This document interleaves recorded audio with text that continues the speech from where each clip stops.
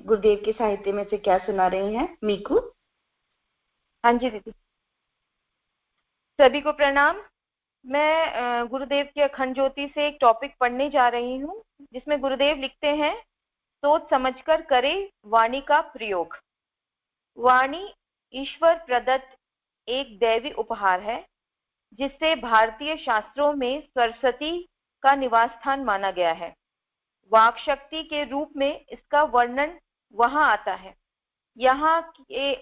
यहाँ वाणी के माध्यम से प्रकट ध्वनि को शब्द ब्रह्म तक की उपमा दी गई है। मंत्र शक्ति के रूप में इसका ही सूक्ष्म स्वरूप प्रकट होता है।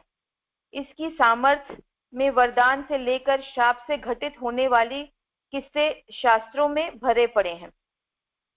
लोक व्यवहार में वाणी का अपना महत्व है, जो सामाजिक जीवन में सफलता से लेकर आंतरिक शांति संतोष का आधार बनती है।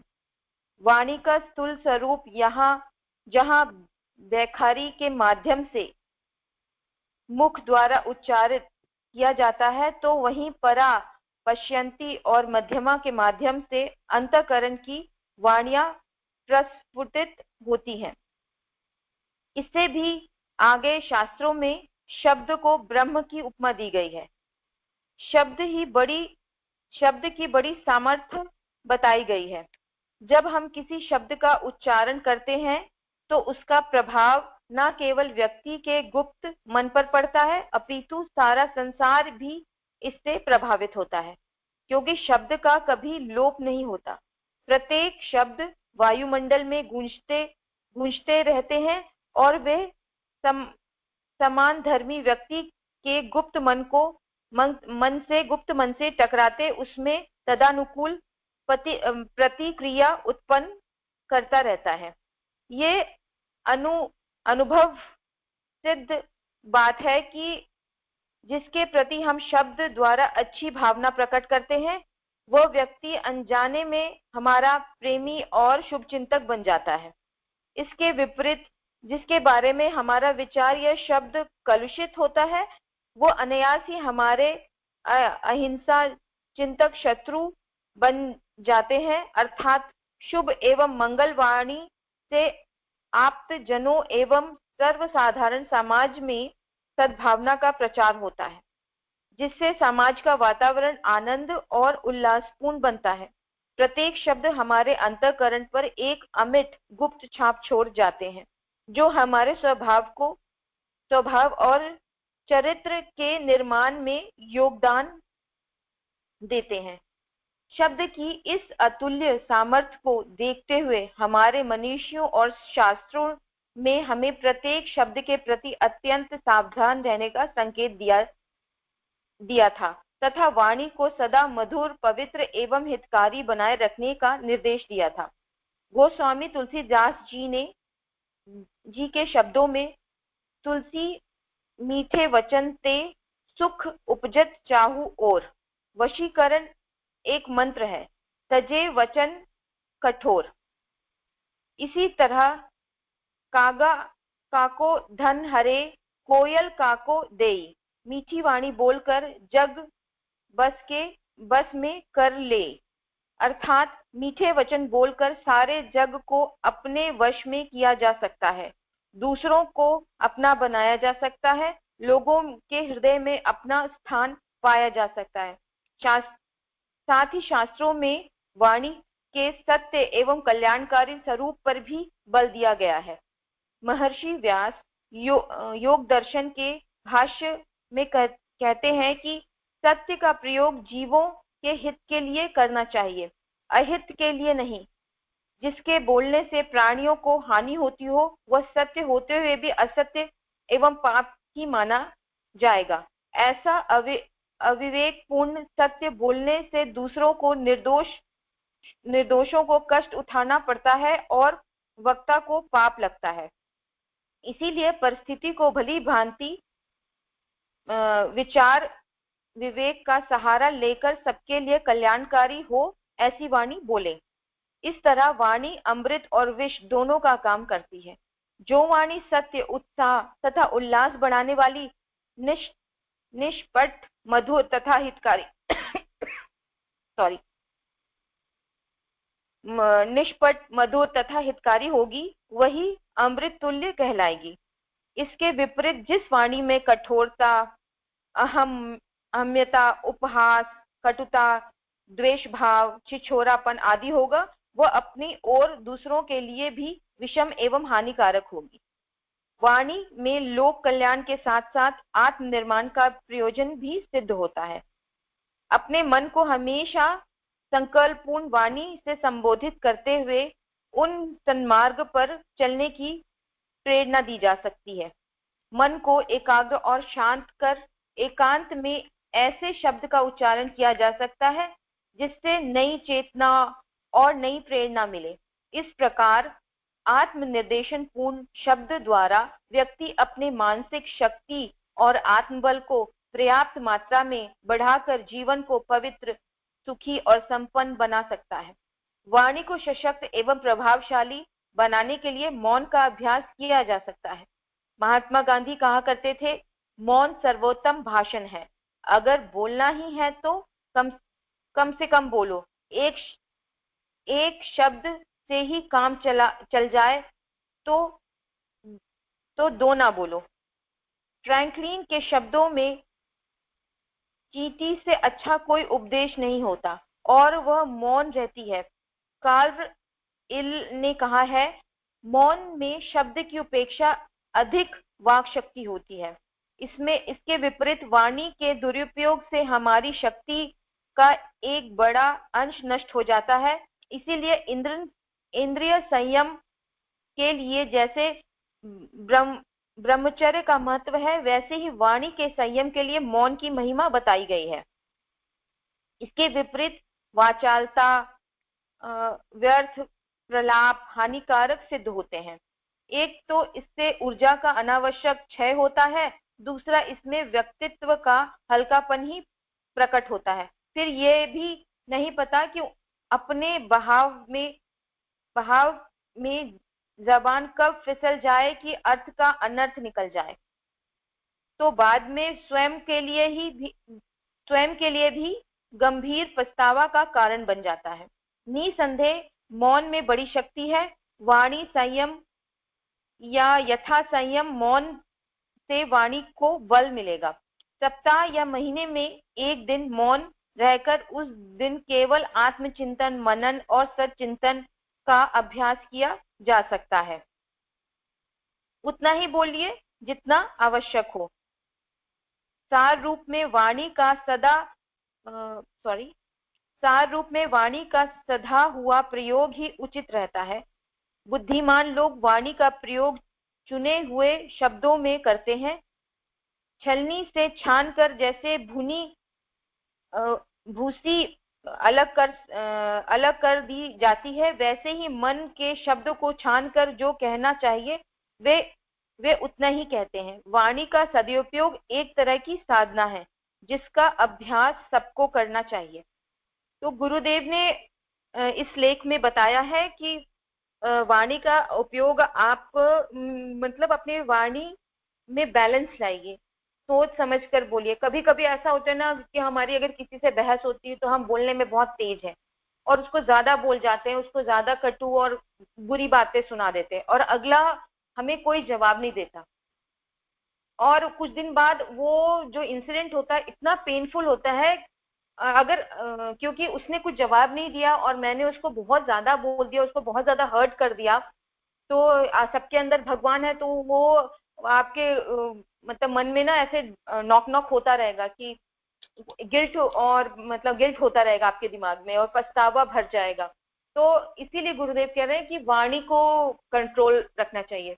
और एक बार सारिका दीदी ने स्वाध्याय में बताया था कि वाणी इतनी ज्यादा हम लोग को ताकत लगती है बोलने में। वाणी मतलब अपना कुछ भी एक शब्द बोलने में, हाँ ना बोलने में भी इतनी ताकत लगती है कि एक बीमार व्यक्ति अपना सर इतना जो भारी भरकम हमारी जो खोपड़ी होती है वो हिला लेता है यस नो में, लेकिन वो हाँ ना नहीं बोल पाता है। तो इससे हम लोग को एग्जाम्पल मिलता है कि वाणी का हम सदुपयोग करें। और ये नहीं कि हम बहुत स्पष्ट हैं, हम बहुत सच्चे हैं, तो किसी का दिल दुखाने के चक्कर में सच बोल दो, अगला बेचारा दुखी हो गया। नहीं, ये भी मत करिए, ये गुरुदेव ने इसके लिए भी मना किया है।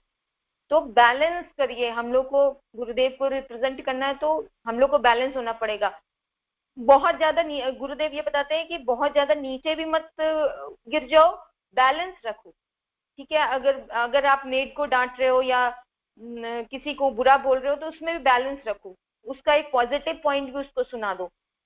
उसके मतलब एक, हाँ तुम्हारा ये बहुत अच्छी क्वालिटी, अगर किसी को आप बुरा बोल रहे हो तो उसकी अच्छी क्वालिटी बोलो, कॉम्पनसेट कर दीजिए। तो इससे क्या होगा, अगले को बुरा नहीं लगेगा। क्योंकि मैं ये फील करती हूँ ना कि मुझे कोई अगर बोलता, सोचता नहीं है क्या, अरे यार इसने मुझे ये बोल दिया, मेरा दिल दुख गया, मेरे को हर्ट हो गया, उसने सोचा नहीं ये शब्द बोलते। लेकिन हम लोग को भी तो सोचना पड़ेगा कि अगले को हम बोले, उसका भी तो दिल है, वो भी तो दुखेगा। तो दिल दुखाने वाला काम करना ही नहीं है, खासकर ये स्पेशली मेरे लिए, क्योंकि मुझे बहुत बैलेंस अपना, कि अभी तक तो गुरुदेव ने करवाया, आगे बिल्कुल मुझे एकदम एकदम कूल बना दे, मिस कूल, तो मुझे बहुत खुशी होगी। तो यही गुरुदेव ने बताया है, बहुत अच्छा बताया। अपने आप गुरुदेव मुझे टॉपिक दे देते हैं। सभी का बहुत बहुत धन्यवाद।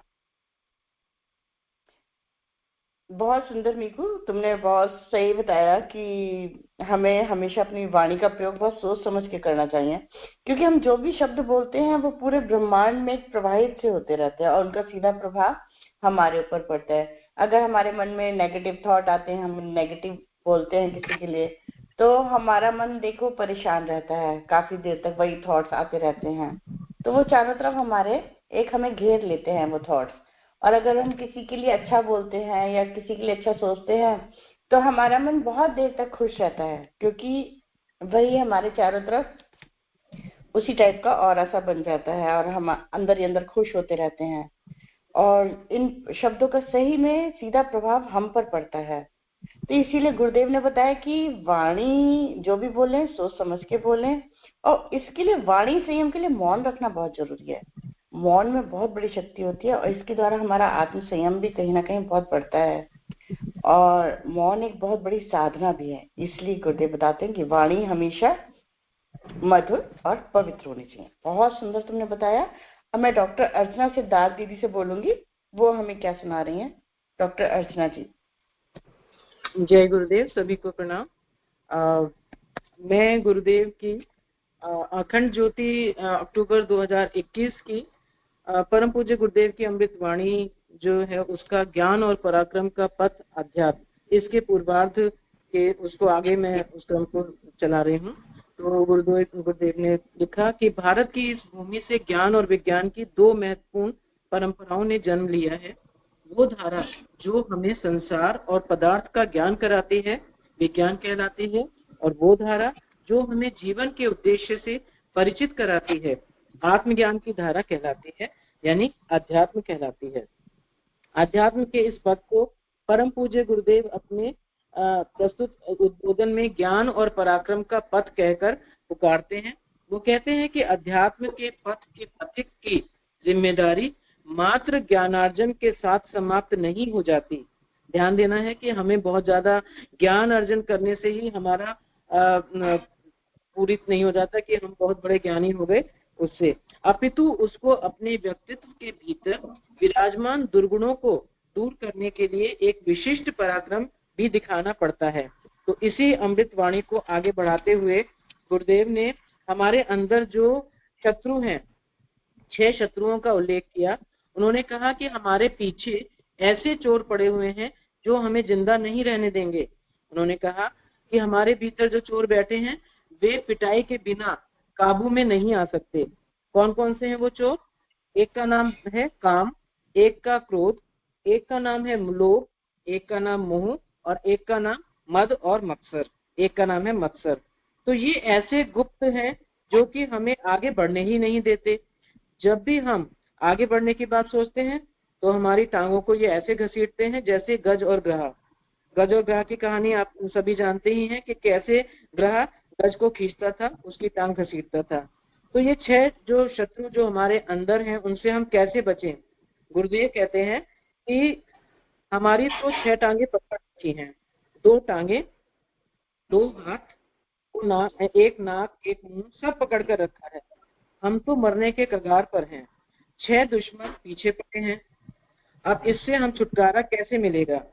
तो इससे छुटकारा ऐसे मिलेगा जैसे कि पहले छूटा था, जब ग्रह से बचाने के लिए भगवान विष्णु आए थे। हमारा विष्णु भगवान, हमारा जीवात्मा सुदर्शन लेकर आएगा और चैलेंज देगा और कहेगा कि ठहर जा, मैं अभी तुम्हारा सर्वनाश करता हूँ, तुम हावी होते चले जा रहे हो। यहाँ पर गुरुदेव एक घटना का उल्लेख करते हैं कि स्वामी विवेकानंद के जीवन से जुड़ी हुई है ये घटना। उन्होंने कहा कि स्वामी विवेकानंद बनारस की विश्वनाथ गली में जा रहे थे, बहुत सारे बंदर आ गए और उनका कुर्ता फाड़ दिया, वे भागे। एक आदमी उधर से निकला, उसने कहा ठहर जाओ, भागो मत, खड़े हो जाओ, ये जो बंदर आ रहे हैं इनके सामने आपके पास जो कुछ भी है, लाठी, डंडा, लोटा, भूसा, जो कुछ है उसको लेकर के डटकर खड़े हो जाओ। उनके पास कुछ भी नहीं था पर दृढ़ता से खड़े हो गए। बंदर आए और धुड़की देने लगे। उनके पास कोई हथियार तो नहीं था पर दृढ़ता से खड़े रहने पर बंदर भाग गए। उस व्यक्ति ने कहा आइंदा कभी आए तो ऐसे ही मुकाबला करना। तो मित्रों, देव कहते हैं कि ये जो बंदर हमारा कुर्ता फाड़ रहे हैं, हमारे स्वभाव के ऊपर हावी हो रहे हैं और हम भाग रहे हैं, कुछ ऐसा कीजिए जिससे हमारी वासना दूर हो जाए। ये सब हमारे दुश्मन हमारे काबू में से जो बाहर होते जा रहे हैं, ये हमारे काबू में आ जाएं। और यदि काबू में होता तो मैं आपसे ये नहीं कहता, या इसमें हम कुछ उपाय बता सकता हूँ। क्या बताते हैं गुरुदेव? वो कहते हैं कि एक डंडा लेकर खड़े हो जाओ और अपना शौर्य, अपना पराक्रम, इनके माध्यम से इन्हें बाहर निकालो। अच्छा, तुम हम पर हावी होना चाहते हो, निकलो बाहर, फिर देखना ये वासना रूपी बंदर कैसे भागते हैं दुम दबाकर, और आपको पता ही नहीं चलेगा। तो यहाँ पर जो हमारे आध्यात्मिक गुण हैं, जिनको गुरुदेव हमेशा ओजस, तेजस और वजस का नाम बताते हैं उनके रूप में, कि उनका जो पराक्रम है वो हमारी ये 3 शक्तियां हैं जो जिनके बिना काम नहीं चलेगा। जो ओजस है वो हमारे शरीर पर काम करता है, तेजस हमारे मस्तिष्क में काम करता है, और ब्रह्म वर्चस, जिसका गुरुदेव बार बार उल्लेख करते हैं, वो हमारी आत्मा में काम करता है। तो ये इसलिए मैं आपसे कहता हूँ कि हमारी शत्रुओं, भीतरी शत्रुओं का मुकाबला करने से लेकर जो हमारी गलत आदतें आ गई हैं उनसे भी मुकाबला करना है। अरे हमें तो ऐसा हमसे तो नहीं हो सकता। क्यों नहीं कर सकते भाई? जल्दी सो, जल्दी उठो। नहीं जी, हम तो देरी से सोना हमारी आदत हो गई है। अरे भाई, ये आदत क्या होती है? धैर्य और पराक्रम से आपके आंतरिक जीवन में, बहिरंग जीवन में आलस्य और प्रमाद जैसे दुश्मन भाग जाएंगे। भीतर के 6 दुश्मन बताए हैं, बाहर के ये दुश्मन, इनसे आपकी सारी की सारी भौतिक उन्नति के दरवाजे बंद हो जाते हैं। तब आप भौतिक उन्नति नहीं कर पाएंगे, आपका भविष्य अंधकारमय हो जाएगा, तो आप किसी के काम के नहीं रहेंगे। जो काम भी हाथ में लेंगे उठा पटक कर देंगे। तो जो आपके दुश्मन है, आलस्य है, मानसिक शिथिलता है, तो ये हमारे शरीर को एक तरह से लकवा का काम करते हैं। हमारा दिमाग, हमारा शरीर लकवाग्रस्त हो जाता है। तो आदमी का चिंतन, आदमी की रुचि, आदमी की इच्छा और आदमी की क्रिया, इन सबको अगर मिला दीजिए तो गजब हो जाएगा, कमाल हो जाएगा। ऐसा बढ़िया काम होगा कि देखने वाले को तमाशा लगेगा और कहेगा कि कैसा बढ़िया काम हुआ, कैसा शानदार काम हुआ, किसने करके दिखाया, उसके हाथ चूमने का मन करेगा। तो गुरुदेव ने बार बार इन सब चीजों पर अपने, हमारे आध्यात्मिक रूप से अपने को ज्ञान और पराक्रम से हमको बहुत आगे बढ़ना है, उस पर जोर दिया है। तो आज का चिंतन मेरा हमारा गुरुदेव के साथ यहीं पर। जय गुरुदेव। बहुत सुंदर डॉक्टर अर्चना दीदी, आपने बहुत सुंदर बताया कि जो हमारे अंदर जो ये 6 वो हैं, हमारे शत्रु, काम, क्रोध, लोभ, मद, मत्सर, इनको हमें खुद ही अपने धैर्य और पराक्रम से इनका मुकाबला करना पड़ेगा। उसके लिए तेजस, ओजस, तेजस और वजस अपने शरीर, मस्तिष्क और आत्मा में काम करके ही हम अपने इन शत्रु का मुकाबला कर सकते हैं। उसके लिए हमें अपने अंदर आत्म संयम चाहिए। सबसे पहले एक जीवन में सरलता, सहजता चाहिए, तो हम अपने आप इन शत्रुओं से धीरे धीरे मुकाबला करने में सक्षम हो जाएंगे। आगे मैं अर्चना भटनागर दीदी से रिक्वेस्ट करूंगी, वो हमें गुरुदेव के साहित्य में से क्या बता रही हैं। अर्चना जी, आज हमारे ग्रुप में ये अब तीसरी बार अर्चना दीदी आ रही हैं। पहले अर्चना मेहता ने सुनाया फिर अर्चना सिद्धार्थ दीदी ने, अब अर्चना भटनागर दीदी। ग्रुप में उपस्थित सभी साथियों को मेरा सादर नमन। आवाज मेरी क्लियर आ रही है दीदी? जी बिल्कुल। आज मैं जुलाई 2020 की अखंड ज्योति से देव संस्कृति विश्वविद्यालय में एक शोध किया गया है कृष्णा अग्रवाल दीदी के द्वारा 2019 में, जो प्रणव भैया के संरक्षण में और प्रोफेसर हेमाद्री कुमार साव के निर्देशन में पूरा किया गया था। आप सबको पता है कि आजकल जो सामान्य जीवन दृष्टि में इंटरनेट का जो समय चल रहा है, उसकी आवश्यकता, इसका महत्व और इसका उपयोग एक निर्विवाद सत्य है, पर हम इंटरनेट को अपने जीवन से पूरी तरह अलग नहीं कर सकते। किंतु यह भी एक तथ्य है कि इसके अत्यधिक उपयोग करने की आदत से लोगों को शारीरिक एवं मानसिक समस्याओं का शिकार होते देखा जा रहा है। साइबर यूजर्स जो हैं, उनमें चिंता, तनाव, अवसाद जैसे मनोविकारों की समस्या अत्यधिक तीव्र गति से बढ़ रही है। इसीलिए यह शोध इन लोगों पे किया गया। इस शोध में कृष्णा अग्रवाल जी ने 300 लोगों का आकस्मिक चयन किया, जो हरिद्वार, ऋषिकेश, मेरठ और दिल्ली से चयनित थे।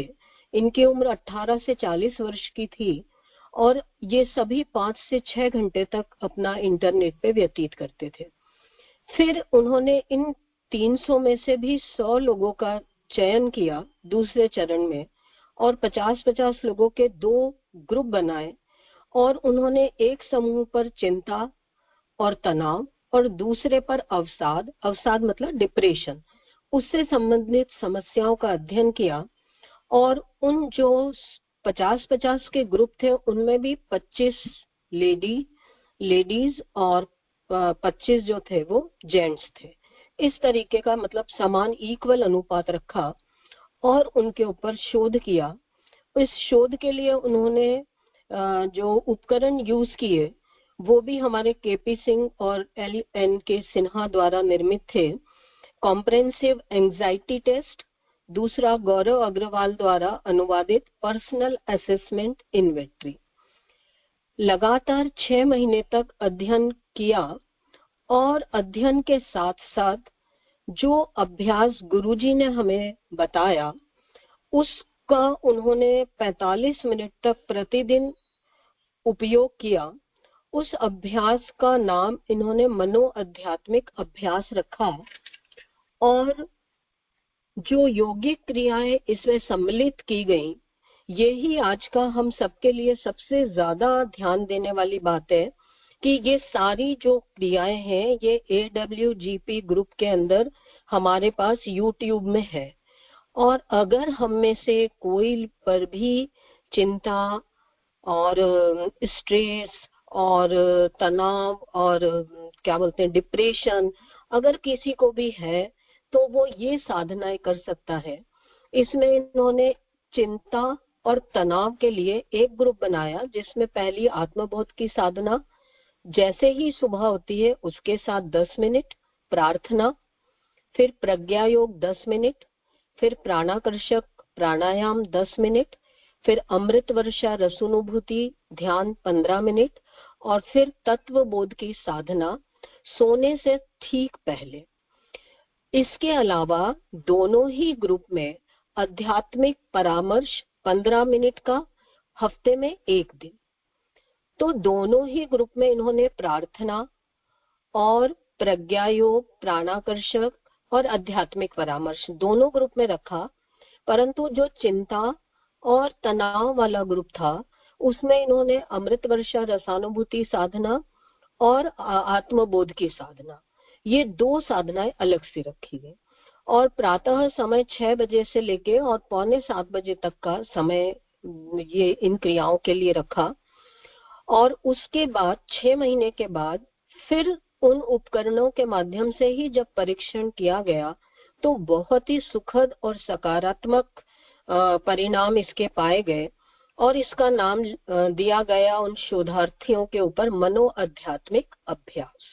जो साइबर यूजर्स चिंता और डिप्रेशन से ग्रसित थे उनको ये पूरा जो सीरीज किया गया, इसका नाम दिया गया मनो आध्यात्मिक अभ्यास।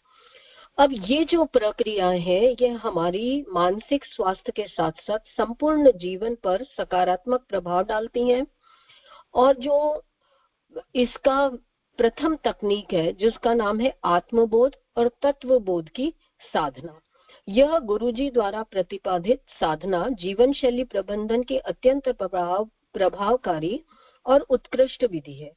यह साधना जीवन को सजगतापूर्ण और विवेकपूर्ण ढंग से उपयोगी बनाने की कुशलता प्रदान करती है और इसके अभ्यास से व्यक्ति को प्रत्येक दिन की औचित्यपूर्ण, उद्देश्यपरक और तनाव मुक्त जीने की प्रेरणा प्राप्त होती है।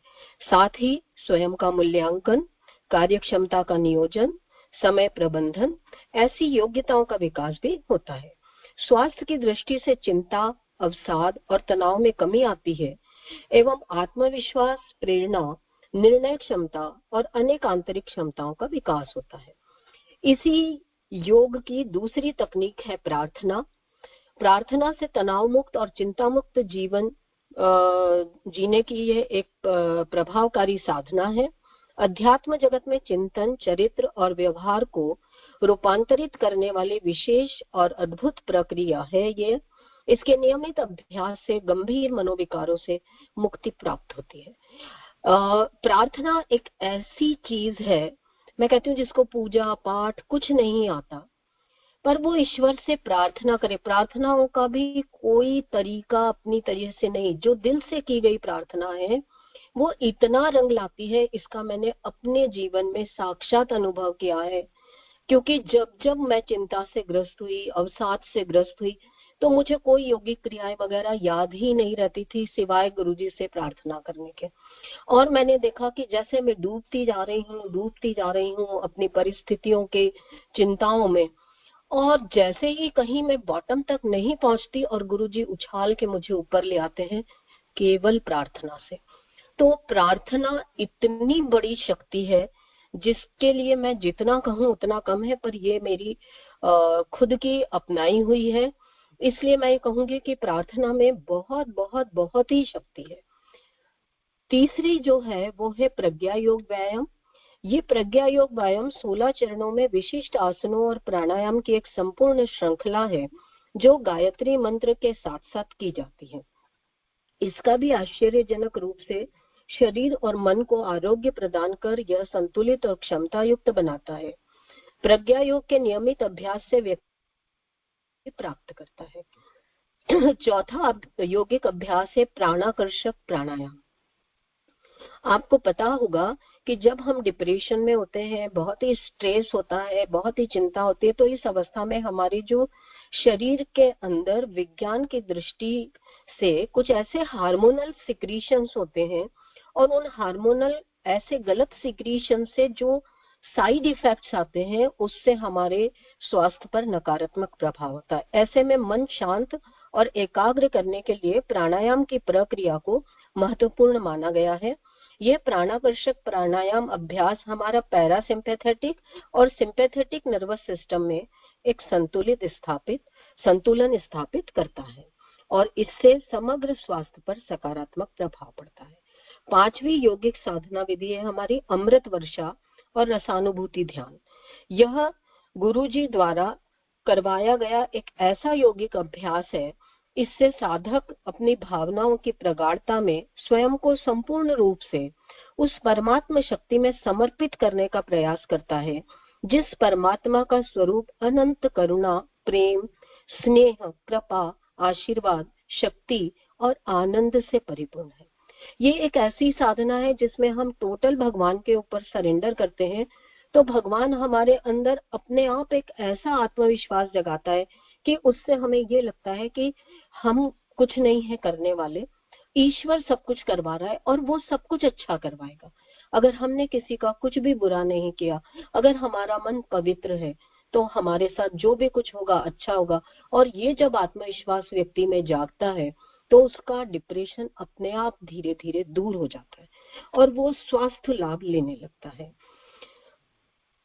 समस्त मनोविकारों का शमन होने के साथ साथ ही प्रसन्नता की प्राप्ति भी होती है। छठी प्रक्रिया है आध्यात्मिक परामर्श। इसे हफ्ते में 1 बार किया जाता है।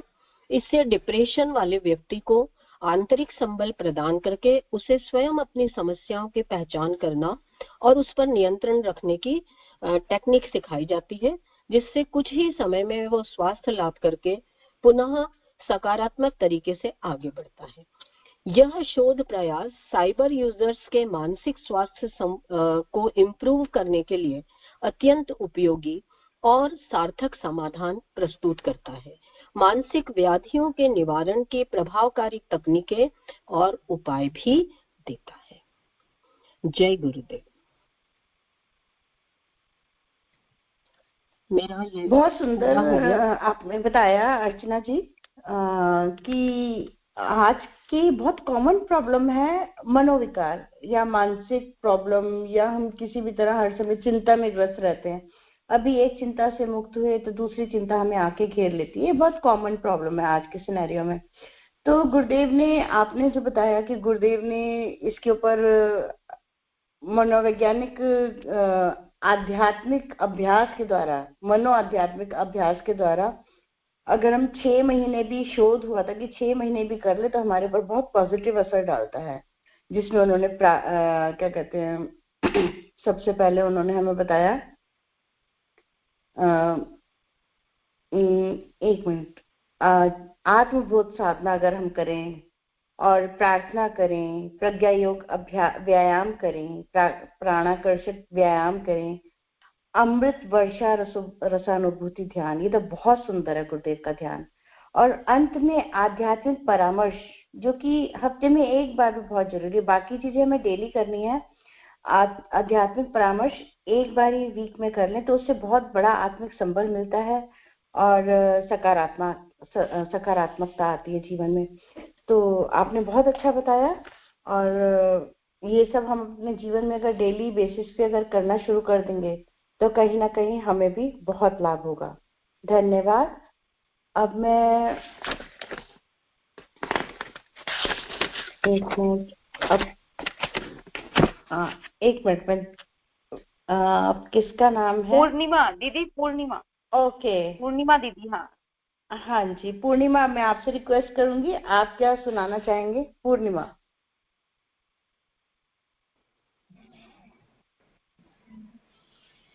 जय गुरुदेव सभी को। विनीता दीदी आवाज आ रही है? बिल्कुल क्लियर है पूर्णिमा।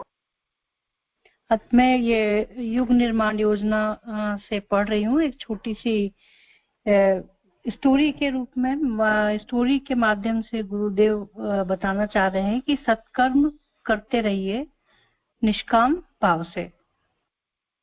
एक सेठ थे जिनका नाम था फकीर चंद।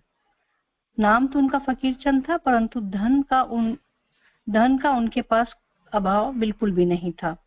धन के साथ उनका मन भी बहुत ही निर्मल था। वे सदा ही लोगों की सहायता करने में अपना धन खर्च करते रहते थे। किसी संत ने उनसे एक बार कहा, सेठ जी सबकी सहायता किया कर, प्रभु तेरी सहायता करते रहेंगे। तभी से वह दानी हो गए और परोपकारी भी बन गए। संत की बात भी मिथ्या नहीं हुई, वह जितना देते उतना अधिक उनको मिलता। एक बार सेठ जी व्यापारिक कार्य से गांव पहुंचे, जहां गांव के जो निवासी थे उनको बहुत अच्छी तरह से जानते थे। उनकी सहायता प्राप्त करने के लिए लोगों की भीड़ लग गई। सेठ जी जो थे वो यात्रा की थकान से बहुत परेशान थे। उन्हें भूख भी व्याकुल कर रही थी, लेकिन उन्होंने अपने मुंह से किसी को कुछ नहीं कहा और गांव वालों की सहायता के लिए धन देते चले गए सबको। सेठ जी को आशा थी कि इतना सब कुछ करने के बाद गांव वाले शायद उनकी आवभगत करने में उनकी पलकें बिछा देंगे, परंतु वहां के लोगों ने ऐसा कुछ भी नहीं किया। उनको किसी ने ना कुछ किसी तरह का कोई इम्प्रेशन ही नहीं दिया। सबने अपना अपना हिस्सा लिया और अपने अपने घर चले गए। सेठ जी घर लौटे तो इस बात से उनका मन बहुत परेशान हो गया। बार बार उनके मन में एक ही प्रश्न दिमाग को मत्ता रहा कि मैं सदा सबकी सहायता करता हूँ और सहायता प्राप्त करने वालों को थोड़ा सा भी एहसान नहीं हुआ। ये कैसी स्थिति है? उनका अशांत मन एकदम छटपटाने लगा। देवयोग से वही संत उस गांव में आ पहुंचे जिन संत ने उनसे कहा था ना कि सबकी सहायता किया करो। वह संत उस गांव में आ पहुंचे। गांव के बाहर तालाब के किनारे शिष्यों के साथ वट वृक्ष के नीचे उन्होंने डेरा डाला।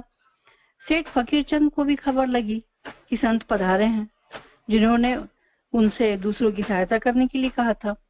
सेठ जी का मन बहुत बेचैन होने लगा। वह तत्काल ही संत के दर्शन करने के लिए जा पहुंचे।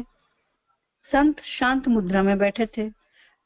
सेठ ने जाकर नमस्कार किया और फिर एक तरफ खिन्न भाव से बैठ गए। संत जी का ध्यान जैसे ही उनकी तरफ गया तो उन्होंने कहा, कैसे हो सेठ जी? संत ने बात प्रारंभ करते हुए पूछा, आपकी कृपा है महाराज। सेठ जी नम्रता पूर्वक बोले। फिर उनका चेहरा मलिन। तो संत जी ने कहा कि आपका चेहरा मलिन कैसे दिखाई पड़ रहा है, कोई कष्ट आ गया है क्या? नहीं महाराज, वैसे तो मन में कुछ दिनों से परेशान है, बार बार उसे समझाता हूँ पर वो फिर भी बात बनती नहीं है। इसी के साथ सेठ ने सहायता करने से लेकर एहसान नहीं मानने तक का संपूर्ण व्याथा कथा संत जी को सुना डाली। महाराज, यह दुनिया एहसान फरामोश क्यों है? यह प्रश्न मेरे अंतर मन में हमेशा कुलबुलाता रहता है और यही मेरी खिन्नता का कारण भी है। ये तो हम सब लोगों को भी लगता है। जैसे हम लोग अपने घर में जो मेड वगैरह आती काम करने, उनको कुछ दे देते हैं, काफी कुछ चीजें दे देते हैं, उसके बाद में अगर वो एकदम से छुट्टी करती है या बिना बताए काम छोड़ के जाती, तो हम लोग को भी ये लगता है ना कि बिल्कुल भी एहसान नहीं है इसको भी। तो वैसे सेठ जी को भी लगा कि ये दुनिया एहसान फरामोश क्यों है, मेरे इस प्रश्न का, और यही प्रश्न मेरे अंतर मन को पीड़ा देता है। संत जी मुस्कुरा दिए, फिर गंभीर स्वर में बोले, सेठ जी, एक बगीचे में बहुत से अंगूर की बेलाएं लगी थीं। उनमें मीठे मीठे अंगूर लगते थे। लोग उन्हें तोड़ लेते और खाकर चले जाते। यही क्रम सालों साल चलता रहा। एक दिन एक अंगूर की बेल दूसरी बेल से बोली, वर्षों से हम सबको अंगूर बांट रही हैं। लोग स्वाद चखते हैं, खाते हैं और चले जाते हैं, परंतु कोई एहसान तक नहीं मानता, ना कोई धन्यवाद देता है। ऐसा क्यों? हम इतनी अभागिन कैसे हैं? यह वार्ता वहां पर एक बुद्धिमान व्यक्ति सुन रहा था। उसने पास से गुजर रहे एक संत से ही यह प्रश्न दोहरा दिया। संत बेलों के पास में आए और बोले, अंगूर पैदा करना तुम्हारी मजबूरी है और मजबूरी का फायदा उठाना लोगों की आदत है। इसमें एहसान मानने की बात कहाँ है? सेठ जी का हृदय एकदम पिघल गया। वह सारी बात समझ गए। उनके आंखों में से अश्रुधारा बह पड़ी। वह कुछ भी नहीं बोल पा रहे थे। संत बोले, तुम अपने पथ पर अग्रसर रहो। यह चिंता क्यों करते हो कि लोग तुम्हारे इस कार्य को महत्व देते हैं या नहीं देते हैं, एहसान मानते हैं या नहीं मानते हैं?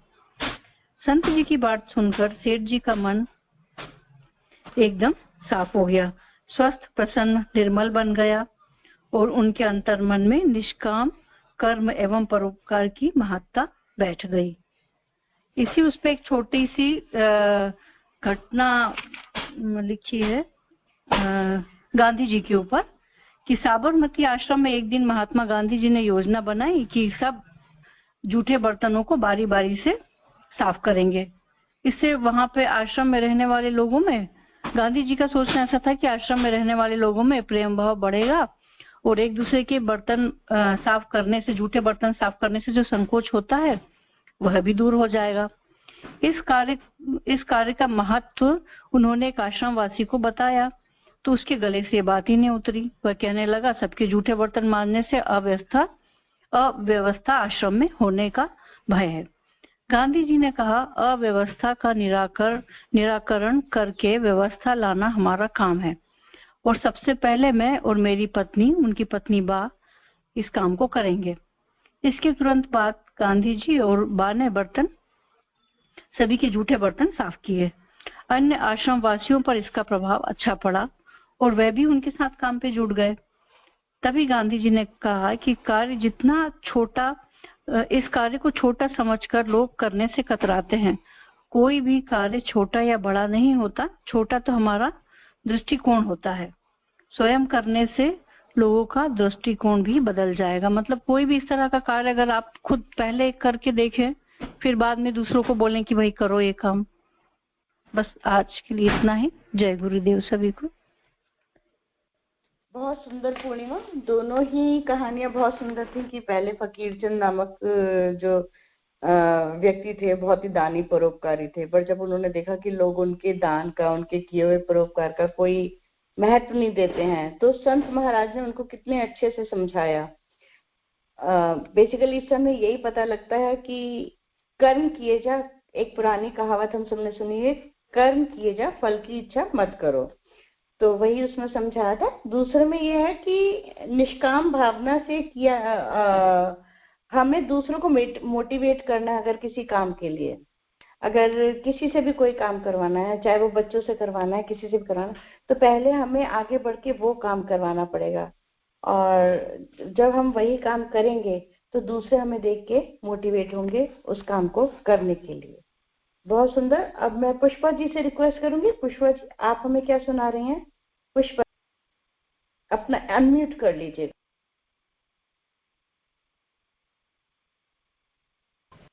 हेलो, मेरी आवाज आ रही है? जी बिल्कुल क्लियर है, क्लियर है। सर्वप्रथम मैं परम पूज्य गुरुदेव वंदनीय माता जी वेद माता गायत्री जी को प्रणाम करते हुए, आप सब बहनों को प्रणाम करते हुए मैं अपने शब्द आगे रखूंगी। मेरा टॉपिक है गुरुदेव के, अभी मैं 9 दिवसीय सत्र करके आई थी, तो वहां से हमको ये लेख दिया है, उसका टॉपिक है हमारे जीवन से कुछ सीखें। अब मैं आगे पढ़ती हूँ। अपने अनन्य आत्मीय प्रज्ञा परिजनों में से प्रत्येक के नाम हमारी यही वसीयत और विरासत है कि हमारे जीवन से कुछ सीखें, कदमों की यथार्थता खोजें, सफलता जांचें और जिससे जितना बन पड़े अनुकरण का, अनुगमन का प्रयास करें। यह नफे का सौदा है, घाटे का नहीं। प्यार प्यार प्यार, यही हमारा मंत्र है।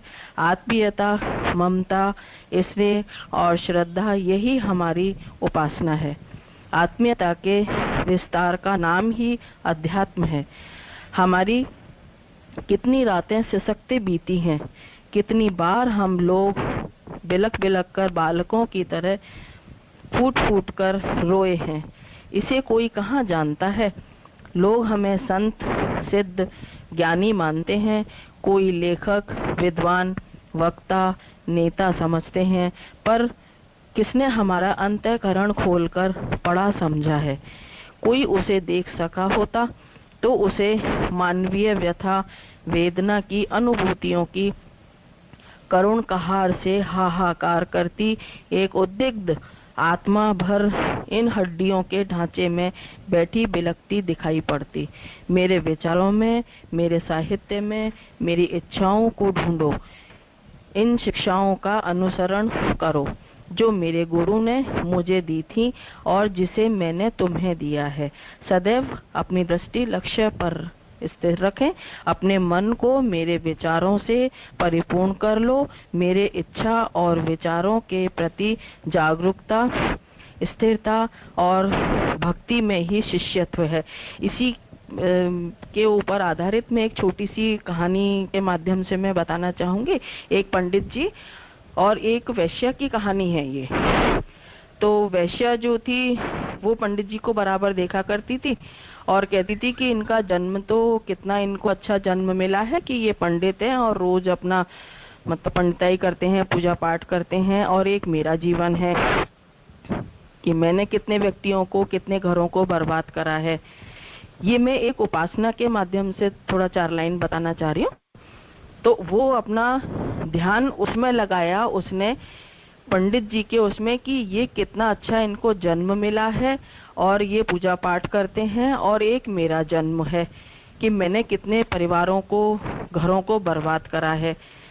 जब अंत समय आया तो वैश्य जो थी उसको तो स्वर्ग मिला और पंडित जी जो थे इनको नरक मिला। तो उन्होंने वहां जाकर के पंडित जी ने कहा कि आप मुझे ये बताइए कि मैंने पूरा जीवन अपना पंडिताई में और पूजा पाठ में व्यतीत किया, तो मुझे नरक क्यों मिला? तो उनका लेखा जोखा खोला गया। उस लेखे जोखे के अंदर ये आया कि आपने पूरा जीवन भर जो एक उपासना, साधना, आराधना जिसे कहते हैं, तो आपने जो ध्यान किया वो ध्यान उस वैश्या का किया, उसको कोसा आपने अपने जीवन में उसको उतारा ना ध्यान के अंदर, और उसने जो है अपने ध्यान के अंदर आपके विचारों को उतारा कि पंडित जी का जन्म कितना अच्छा है, ये पूजा पाठ करते हैं, सूरज भगवान को जल चढ़ाते हैं, तो उनकी भावना वो रही, इसीलिए उनको स्वर्ग मिला और आपको नर्क मिला। तो इससे हम ये जान सकते हैं कि हमारा अपना, जैसे गुरुदेव कह रहे हैं कि नहीं कि मेरे विचारों और इसके अंदर आप ध्यान लगाइए, तो गुरुदेव जैसा हमको कहते हैं, हमको गुरुदेव के ही विचारों को ही अपना फॉलो करना चाहिए। एक छोटी सी बात और मैं पढ़ती हूँ। ये अखंड ज्योति जुलाई 2022 का है। सूफी फकीर बालश्याम अपने शिष्यों के साथ नगर भ्रमण को निकले हुए थे। मार्ग में एक व्यक्ति मिला और उसने अपना प्रश्न उनके सम्मुख रखा। प्रश्न था, हमें गुरु की आवश्यकता क्यों होती है? बालश्याम बोले, तुमने चिड़िया के अंडे देखे हैं? चिड़िया अंडे तभी फोड़ती है जब अंदर चूजा बड़ा हो गया होता है, और वैसे किसी को और यह पता नहीं होता। वैसे ही सच्चे गुरु को अपने शिष्य के संस्कारों, प्रारब्धों का पूरा ज्ञान होता है, और वही यही समय आने पर अपने शिष्य को सही साधना पद्धति के द्वारा दे सकते हैं। उस व्यक्ति की शंका का समाधान हो गया। मैं इसी बात को कह के अपनी बात का समाप्त करती हूँ। प्रणाम, धन्यवाद। बहुत सुंदर पुष्पा जी, बहुत सुंदर आपने बताया। आपका शायद अनम्यूट कर लीजिए आप।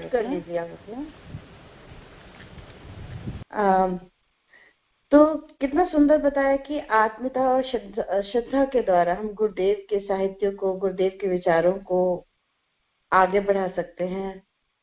वही हमारे जीवन में हमें दोनों भाव ये रखने पड़ेंगे। और इसको बहुत आपने कहानी बताई कि पंडित जी के विचारों में तो वो वैसे रहती थी, दिन भर उसको देखते थे कि अरे इसके यहाँ इतने लोग आ रहे हैं और ये ऐसी है वैसी है, उसी के बारे में उनके पूजा पाठ अपना करते थे, बट निरंतर उनके ध्यान में वही रहती थी कि इसका जीवन कितना खराब है। और वैश्य जो थी वो पंडित जी को देखती थी कि इनका जीवन कितना अच्छा है, दिन भर पूजा करते हैं, सत्संग में लगे रहते हैं, तो उसके थॉट में वही रहते थे। इसी कारण, अब विचारों के कारण ही, क्योंकि उसके हमेशा पॉजिटिव थॉट रहे, उसने हमेशा ध्यान में पंडित जी और उनकी पूजा पाठ इस तरफ उसका ध्यान रहा, इसलिए उसको स्वर्ग की प्राप्ति हुई। तो हमें अपना ध्यान हमेशा एक उच्चतम स्तर पे ही लगाना चाहिए, पॉजिटिव थॉट्स में ही लगाना चाहिए। और साधना पद्धति के द्वारा ही सच्चा गुरु हमें मिल सकता है। और हम सबको गुरुदेव का सानिध्य मिला है, उनके सानिध्य में हम इसी तरह आगे बढ़ते रहें। अब मैं मीकू से कहूंगी आज के स्वाध्याय का क्रम आहुतियों के साथ समाप्त करेंगी। मीकू।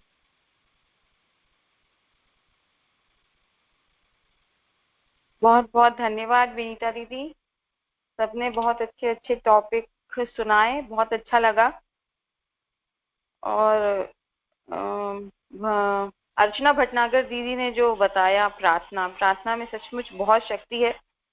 अगर हम प्रार्थना प्रेजेंट टेंस में करेंगे कि वो चीज हो चुका है, तो वो चीज जरूर होगा। 1 मिनट में दरवाजा बंद कर देती हूँ, बाहर से आवाज आ।